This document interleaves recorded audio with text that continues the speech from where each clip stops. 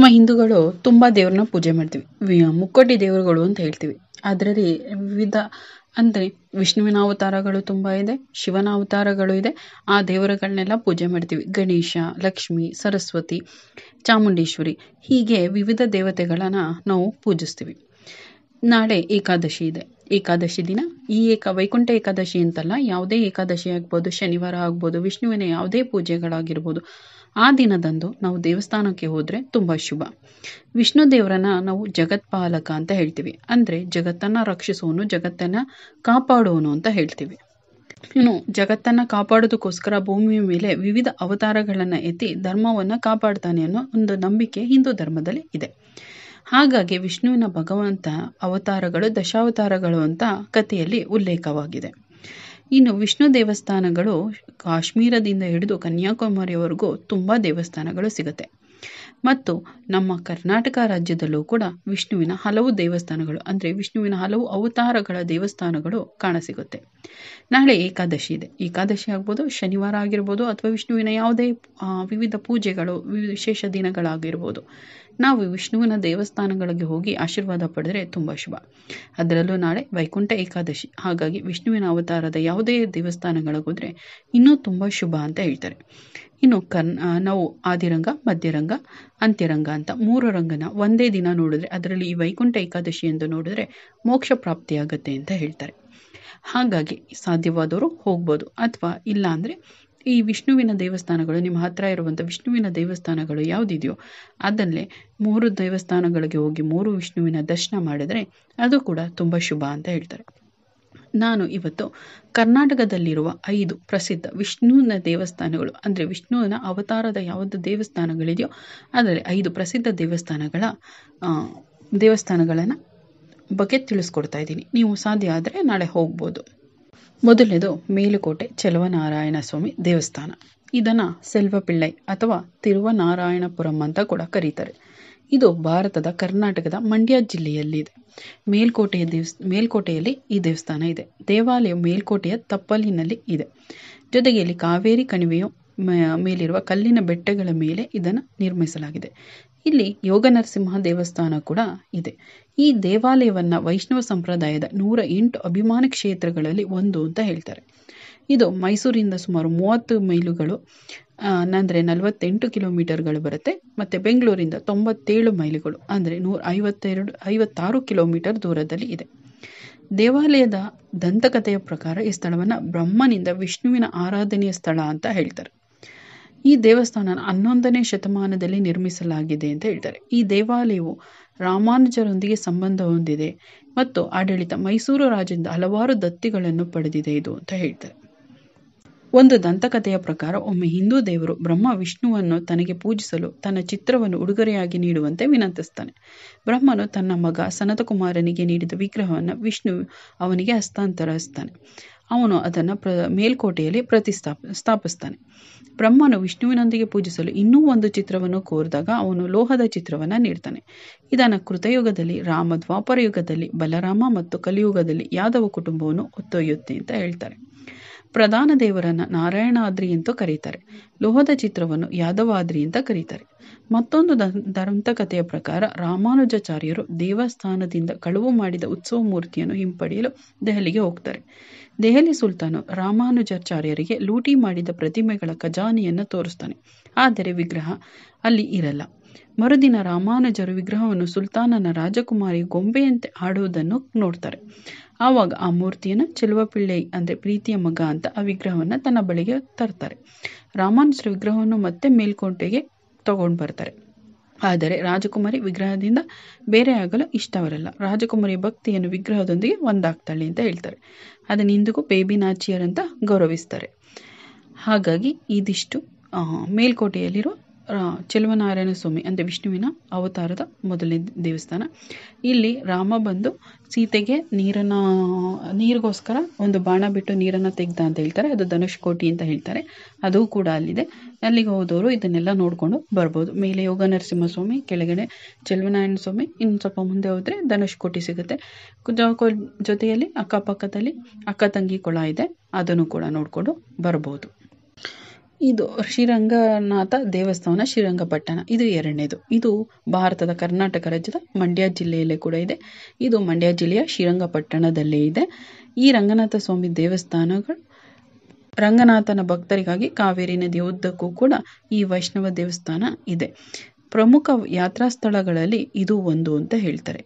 5 ಪ್ರಮುಖ ಯಾತ್ರಾ ಸ್ಥಳಗಳು, ಅದರಲ್ಲೂ ಇದು ಒಂದು ಅಂತ ಶ್ರೀರಂಗಪಟ್ಟಣ ಹೇಳ್ತಾರೆ. ಶ್ರೀರಂಗಪಟ್ಟಣದ ರಂಗನಾಥ ದೇವಸ್ಥಾನ. ಈ ದೇವಸ್ಥಾನ ಸಾಕಷ್ಟು ಪ್ರಾಚೀನತೆಯನ್ನು ಹೊಂದಿದೆ. ದೇವಾಲಯದ ಶಾಸನ 984 ಸಿಹಿನಲ್ಲಿ ಪಶ್ಚಿಮ ಗಂಗಾ ರಾಜವಂಶದ ಸಾಮಂತನಾದ ತಿರುಮಲಯ್ಯ ಎಂಬ ಸ್ಥಳೀಯ ಮುಖ್ಯಸ್ಥರಿಂದ ನಿರ್ಮಿಸಲ್ಪಟ್ಟಿದೆ ಅಂತ ಹೇಳ್ತಾರೆ. ಇದು 12ನೇ ಶತಮಾನದ ಆರಂಭದಲ್ಲಿ ಹೊಯ್ಸಳ ರಾಜ ವಿಷ್ಣುವರ್ಧನ ವೈಷ್ಣವ ಸಂತ ರಾಮಾನುಜಾಚಾರ್ಯರಿಗೆ ಶ್ರೀರಂಗಪಟ್ಟಣ ಗ್ರಾಮವನ್ನು ಅಗ್ರಹಾರವಾಗಿ ಅಂದರೆ ಕಲಿಕೆಯ ಸ್ಥಳವಾಗಿ ನೀಡಿದ ಅಂತ ಹೇಳ್ತಾರೆ. ಹೊಯ್ಸಳ ರಾಜ ವೀರಬಲ್ಲಾಳನ ಶಾಸನವು ಆ ಸಮಯದಲ್ಲಿ ದೇವಾಲಯಕ್ಕೆ ಸೇರ್ಪಡೆಯಾಗಿತ್ತು ಮತ್ತು ಅದು ನವೀಕರಣ ಮಾಡಲಾಗಿತ್ತು ಅಂತ ಹೇಳ್ತಾರೆ. ಪ್ರವೇಶ ದ್ವಾರದ ಮೇಲಿರುವ ಗೋಪುರವು ವಿಜಯನಗರದ ವಾಸ್ತುಶಿಲ್ಪಕ್ಕೆ ಹೊಂದಿಕೆಯಾಗುವಂತೆ ಮತ್ತೆ ಆ ವಿಶಿಷ್ಟವನ್ನು ಸಾರುತ್ತೆ. ಇತಿಹಾಸಕಾರ ಜಾರ್ಜ್ ಮೈಕಲ್ ಪ್ರಕಾರ ಮೈಸೂರು ಸಾಮ್ರಾಜ್ಯದ ಒಡೆಯರ್ ರಾಜರು ಸಹ ಕೊಡುಗೆಗಳನ್ನು ನೀಡಿದ್ದಾರೆ ಈ ದೇವಸ್ಥಾನಕ್ಕೆ ಅಂತ ಹೇಳ್ತಾರೆ. ಈ ದೇವಾಲಯವು ಟಿಪ್ಪು ಅರಮನೆಯಿಂದ ಕೇವಲ 400 ಮೀಟರ್ ದೂರದಲ್ಲಿ ಇದೆ. ಈ ದೇವಾಲಯವು ಭಾರತೀಯ ಪುರಾತತ್ವ ಇಲಾಖೆಯ ರಾಷ್ಟ್ರೀಯ ಪ್ರಾಮುಖ್ಯತೆಯ ಸ್ಮಾರಕವಾಗಿ ರಕ್ಷಿಸಲ್ಪಟ್ಟಿದೆ. ಈ ದೇವಸ್ಥಾನಕ್ಕೆ ಹೋಗುವವರು ಶ್ರೀರಂಗಪಟ್ಟಣಕ್ಕೆ ಬಂದು ಅಲ್ಲಿಂದ ಆಟೋ ಮುಖಾಂತರ ಹೋಗ್ಬೋದು, ಅಥವಾ ಮೈಸೂರಿಂದ ನಗರ ಬಸ್ ಅಂದರೆ ಸ್ಥಳೀಯ ಬಸ್ಸನ್ನಲ್ಲಾದರೆ ಅದು ರಂಗನಾಥಸ್ವಾಮಿ ದೇವಸ್ಥಾನದ ಹತ್ರನೇ ಬಸ್ ನಿಲ್ದಾಣ ಸ್ಟಾಪ್ ಕೊಡುತ್ತೆ. ನೀವು ಬೆಂಗಳೂರಿಂದ ಬಂದ್ರೂ ಎಲ್ಲ ಕಡೆಯಿಂದ ಬಂದರೂ ಶ್ರೀರಂಗಪಟ್ಟಣಕ್ಕೆ ಬಸ್ ಇದೆ. ಬಸ್ಸಿನ ಸೌಲಭ್ಯ ಇರೋದ್ರಿಂದ ಶ್ರೀರಂಗಪಟ್ಟಣದಲ್ಲೇ ಇರೋದ್ರಿಂದ ಈ ದೇವಸ್ಥಾನಕ್ಕೆ ಎಲ್ಲರೂ ಕೂಡ ಬಂದು ದರ್ಶನವನ್ನು ಪಡಿಬೋದು. ಮತ್ತು ಈ ದಿನ ವೈಕುಂಠ ಏಕಾದಶಿಯಂದು ಈ ದೇವರ ದರ್ಶನ ಮಾಡೋದ್ರಿಂದ ತುಂಬ ಒಳ್ಳೆಯ ಫಲಗಳು ದೊರೆಯುತ್ತೆ. ಇನ್ನು 3ನೇದು ಚೆನ್ನಕೇಶವ ದೇವಸ್ಥಾನ. ಇದು ಬೇಲೂರಲ್ಲಿದೆ. ಕೇಶವ ಅಥವಾ ಬೇಲೂರಿನ ವಿಜಯನಾರಾಯಣ ದೇವಾಲಯ ಅಂತ ಕೂಡ ಕರೀತಾರೆ ಇದನ್ನು. ಇದು ಭಾರತದ ಕರ್ನಾಟಕ ರಾಜ್ಯದ ಹಾಸನ ಜಿಲ್ಲೆಯಲ್ಲಿದೆ. 12ನೇ ಶತಮಾನದಲ್ಲಿ ಈ ದೇವಸ್ಥಾನನ ಸ್ಥಾಪಿಸಲಾಗಿದೆ ಅಂತ ಹೇಳ್ತಾರೆ. ಇನ್ನು ಇದನ್ನು 1117 CE ರಾಜ ವಿಷ್ಣುವರ್ಧನನಿಂದ ಕಟ್ಟಲಾಗಿದೆ ಅಂತ ಹೇಳ್ತಾರೆ. ಜೊತೆಗೆ ಬೇಲೂರಿನಲ್ಲಿ ಯಗಚಿ ನದಿಯ ದಡದಲ್ಲಿ ವೇಲಾಪುರ ಅಂತ ಕರೀತಾರೆ. ಇದು ಆರಂಭಿಕ ಹೊಯ್ಸಳ ಸಾಮ್ರಾಜ್ಯದ ರಾಜಧಾನಿಯಾಗಿತ್ತು ಅಂತ ಹೇಳ್ತಾರೆ. ಈ ದೇವಾಲಯವನ್ನು 3 ತಲೆಮಾರುಗಳ ಮೇಲೆ ನಿರ್ಮಿಸಲಾಗಿದೆ ಅಂತ ಹೇಳ್ತಾರೆ.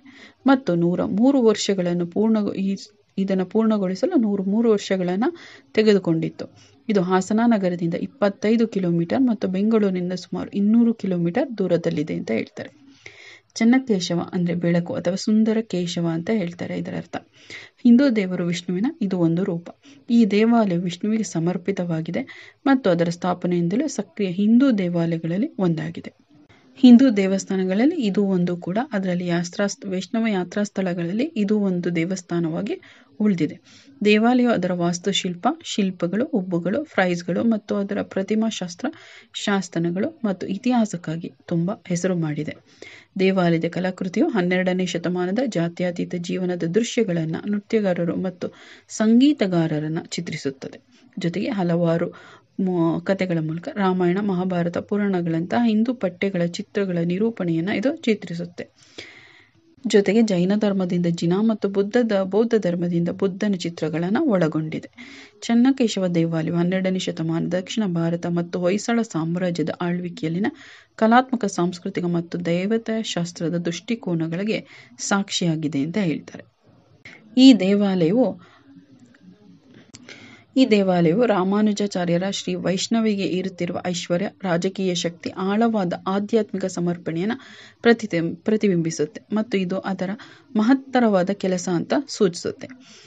ಮುಖ್ಯ ದೇವಾಲಯಗಳನ್ನ ವಿಜಯನಾರಾಯಣ ಅಂತ ಕರೀತಾರೆ ಮತ್ತು ಅವನ ರಾಣಿ ಶಾಂತಲಾದೇವಿಯು ನಿರ್ಮಿಸಿದ ಚಿಕ್ಕ ದೇವಾಲಯವನ್ನು ಅವನ ಯುಗದ ಶಾಸನಗಳಲ್ಲಿ ಚೆನ್ನಕೇಶವ ಅಂತ ಕರೆಯಲಾಗುತ್ತೆ. ಆದರೆ ಈ 2 ದೇವಾಲಯ ಈಗ ಕ್ರಮವಾಗಿ ಚೆನ್ನಕೇಶವ ದೇವಾಲಯ ಮತ್ತು ಚೆನ್ನಿಗರಾಯ ದೇವಾಲಯ ಅಂತ ಕರೆಯಲ್ಪಡುತ್ತೆ. ಇನ್ನು 4ನೇದು ವಿಠ್ಠಲ ದೇವಸ್ಥಾನ. ಹಂಪಿಯಲ್ಲಿರುವ ವಿಠ್ಠಲ ದೇವಸ್ಥಾನ. ಇದು ಹೆಸರು ಹೇಳಿರೋಂಗೆ ಹಂಪಿಯಲ್ಲಿದೆ. ಈ ದೇವಾಲಯವು ವಾಸ್ತುಶಿಲ್ಪ ಮತ್ತು ಕರಕೌಶಲಕ್ಕೆ ಹೆಸರುವಾಸಿಯಾಗಿದೆ. ಈ ಸ್ಮಾರಕವು ಹಂಪಿಯ ಸ್ಮಾರಕಗಳ ಗುಂಪಿನಲ್ಲಿ ಅತಿ ದೊಡ್ಡ ಮತ್ತು ಪ್ರಸಿದ್ಧಗಳ ರಚನೆಗಳಲ್ಲಿ ಒಂದಾಗಿದೆ. ಇದು ಹಂಪಿಯ ಈಶಾನ್ಯ ಭಾಗದಲ್ಲಿ ತುಂಗಭದ್ರಾ ನದಿಯ ದಡದಲ್ಲಿ ಇದೆ. ಈ ದೇವಾಲಯವು ಕಲ್ಲಿನ ರಥ, ಸಂಗೀತ ಸ್ತಂಭಗಳು ಮುಂತಾದ ಮುಂತಾದ ಕೆಲವು ಕಲ್ಲಿನ ರಚನೆಗಳನ್ನು ಹೊಂದಿದೆ. ಇದು ಪ್ರವಾಸಿಗರ ಆಕರ್ಷಣೀಯ ಕ್ಷೇತ್ರಗಳಲ್ಲಿ ಒಂದು ಕೂಡ ಆಗಿದೆ. ಈ ರಚನೆಯನ್ನು ವಿಜಯನಗರ ಸಾಮ್ರಾಜ್ಯದ ಆಡಳಿತಗಾರರಲ್ಲಿ ಒಬ್ಬನಾದ 2ನೇ ದೇವರಾಯನ ಆಳ್ವಿಕೆಯಲ್ಲಿ ನಿರ್ಮಿಸಲಾಗಿತ್ತು ಅಂತ ಹೇಳ್ತಾರೆ. ಈ ರಚನೆಯನ್ನು 15ನೇ ಶತಮಾನದಲ್ಲಿ ನಿರ್ಮಿಸಲಾಗಿದೆ.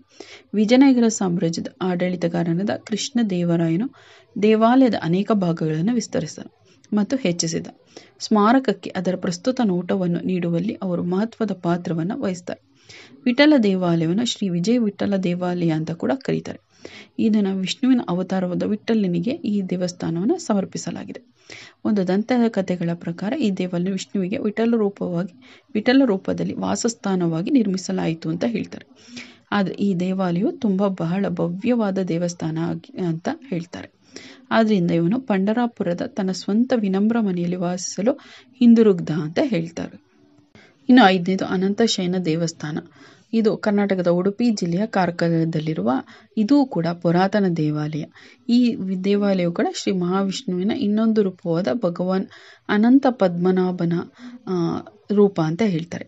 ಕಾರ್ಕಳವು ಒಮ್ಮೆ ತುಳುನಾಡಿಗೆ ಭಾಗವಾಗಿ ರೂಪುಗೊಂಡಿತ್ತು.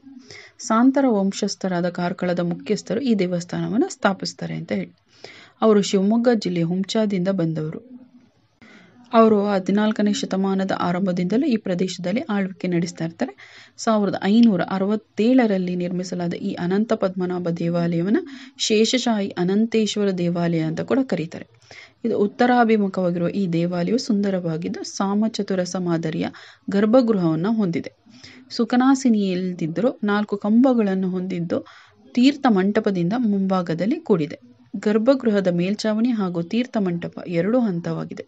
ಗರ್ಭಗೃಹದ ಮೇಲಿನ ಚಾವಣಿಯು ತಾಮ್ರದ ಹಾಳೆಗಳಿಂದ ಮುಚ್ಚಲ್ಪಟ್ಟಿದೆ ಮತ್ತು ಮೇಲಿನ ಹಂತದ ಎತ್ತರದ ಕುತ್ತಿಗೆ ಭಾಗವು ಮರದಿಂದ ಮಾಡಲ್ಪಟ್ಟಿದೆ. ದೇವರು ಮತ್ತು ದೇವತೆಗಳನ್ನು ಚಿತ್ರಿಸುವ ಉಬ್ಬು ಶಿಲ್ಪಗಳನ್ನು ಹೊಂದಿದೆ. ಇದು ತೀರ್ಥ ಮಂಟಪದ ಚಾವಣಿಯ ಮೇಲೆ ಮತ್ತು ಗರ್ಭಗೃಹದ ಸುತ್ತಲೂ ಸಮತಲವಾದ ಕಲ್ಲಿನ ಚಪ್ಪಡಿಗಳನ್ನು ಒದಗಿಸಲಾಗಿದೆ. ಇಡೀ ಸಂಕೀರ್ಣವು ಉತ್ತರದಿಂದ ಪ್ರವೇಶ ದ್ವಾರದಿಂದ ಚುಚ್ಚಿದ ಸ್ತಂಭದ ಕ್ಲೋಸ್ಟರ್ನಿಂದ ಸುತ್ತುವರಿದೆ. ಆಧುನಿಕ ದೇವಾಲಯವು ದಕ್ಷಿಣ ಗೋಡೆಗೆ ತಾಗಿಕೊಂಡಿದೆ. ಆದಿಶೇಷನ ಸುರುಳಿಯ ಮೇಲೆ ವಿಶ್ರಮಿಸುತ್ತಿರುವ ವಿಷ್ಣು ಮುಖ್ಯ ದೇವರು ಇಲ್ಲಿ. ಈ ಚಿತ್ರವು ಗರ್ಭಗುಡಿಯ ಗೂಡುಗಳಲ್ಲಿ ಸಂಕರ್ಷಣ, ಪ್ರದ್ಯುಮ್ನ ಮತ್ತು ಅನಿರುದ್ಧರಿಂದ ಸುತ್ತುವರೆದಿದೆ. ವಿಷ್ಣುವಿನ ಹೊಕ್ಕಳಿಂದ ಹೊರಬರುವ ಕಮಲದ ಮೇಲೆ ಬ್ರಹ್ಮ ನಿಂತಿದ್ದಾನೆ ಮತ್ತು ಲಕ್ಷ್ಮಿಯು ವಿಷ್ಣುವಿನ ಪಾದಗಳ ಬಳಿ ಹಾಜರಾಗುತ್ತಾಳೆ ಅನ್ನುವ ತರ ಚಿತ್ರಿಸಲಾಗಿದೆ. ಇದರ ಹಿಂದಿರೋ ಕತೆ ವೈಷ್ಣವ ನಾಮ ಸಂಪ್ರದಾಯದ ಹೊಯ್ಸಳ ಶಿಲ್ಪದ ಮಾದರಿ ದೇವಸ್ಥಾನದ್ದು. ಪ್ರಧಾನ ಬಲಿಪೀಠ, ಧ್ವಜಸ್ತಂಭ, ನವರಂಗ, ಸುಖಾನಾಸಿ ಮತ್ತು ಗರ್ಭಗೃಹಗಳು ಇಲ್ಲಿನ ಮುಖ್ಯ ಅಂಗಗಳು. ಈ ದೇವಾಲಯವು ಮೂಲತಃ 15ನೇ ಶತಮಾನದಲ್ಲಿ ಜೈನ ಬಸದಿಯ ರೂಪದಲ್ಲಿ ಇದೆ.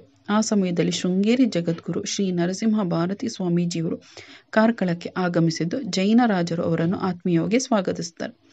ಆದರೆ ವಿಷ್ಣು ದೇವಾಲಯವಿದ್ದರೆ ಮಾತ್ರ ವಾಸ್ತವ್ಯ ಮಾಡುವುದಾಗಿ ಸ್ವಾಮೀಜಿ ಹೇಳ್ತಾರೆ. ಆಗ ರಾಜ ಒಪ್ಪಿ ಅದರಂತೆ ಭಗವಂತನ ವಿಗ್ರಹವನ್ನು ಹೊಂದಿರಲಿಲ್ಲ. ನಂತರ ಸ್ವಾಮೀಜಿಯು ನೆಲ್ಲಿಕಾರ್ನ ಸಣ್ಣ ನದಿಯಲ್ಲಿ ಭಗವಾನ್ ಅನಂತ ಪದ್ಮನಾಭ ಸ್ವಾಮಿಯ ವಿಗ್ರಹವಿದೆ ಅಂತ ರಾಜನಿಗೆ ತಿಳಿಸ್ತಾರೆ. ರಾಜನಿಗೆ ಆಶ್ಚರ್ಯವಾಗುತ್ತೆ. ವಿಗ್ರಹವು ನದಿಯಲ್ಲಿ ಅದೇ ರೀತಿ ಕಂಡುಬರುತ್ತೆ. ನಂತರ ಅದನ್ನು ತಂದು ಪ್ರತಿಷ್ಠಾಪನೆ ಮಾಡ್ತಾರೆ. ಅದರಂತೆ ರಾಜನು ತನ್ನ ಬಸದಿಯನ್ನು ಪರಮ ಪೂಜ್ಯ ಶೃಂಗೇರಿ ಸ್ವಾಮೀಜಿಗೆ ನೀಡಿ ಭವ್ಯವಾದ ಕೆತ್ತನೆಯಿಂದ ಕೂಡಿದ ಭಗವಾನ್ ವಿಷ್ಣುವಿನ ಕಲ್ಲಿನ ವಿಗ್ರಹವನ್ನು ಮಲಗುವ ಭಂಗಿಯಲ್ಲಿ ಸ್ಥಾಪಿಸ್ತಾನೆ. ಭಗವಾನ್ ವಿಷ್ಣುವಿನ ಭವ್ಯವಾದ ವಿಗ್ರಹವನ್ನು ಒಂದೇ ಕಪ್ಪು ಕಲ್ಲಿನಿಂದ ಕೆತ್ತಲಾಗುತ್ತೆ. ಇಲ್ಲಿ ವಿಷ್ಣುವಿನ ಹೊಕ್ಕಳಿನಿಂದ ಬ್ರಹ್ಮದೇವರು ಹೊರಬರುವಂತೆ ಚಿತ್ರಿಸಲಾಗಿದೆ. ಜೊತೆಗೆ ಅವನ ಪತ್ನಿಯರಾದ ಶ್ರೀದೇವಿ ಮತ್ತು ಭೂದೇವಿಯನ್ನು ಕೂಡ ಅವನ ಪಾದಗಳಲ್ಲಿ ಚಿತ್ರಿಸಲಾಗಿದೆ.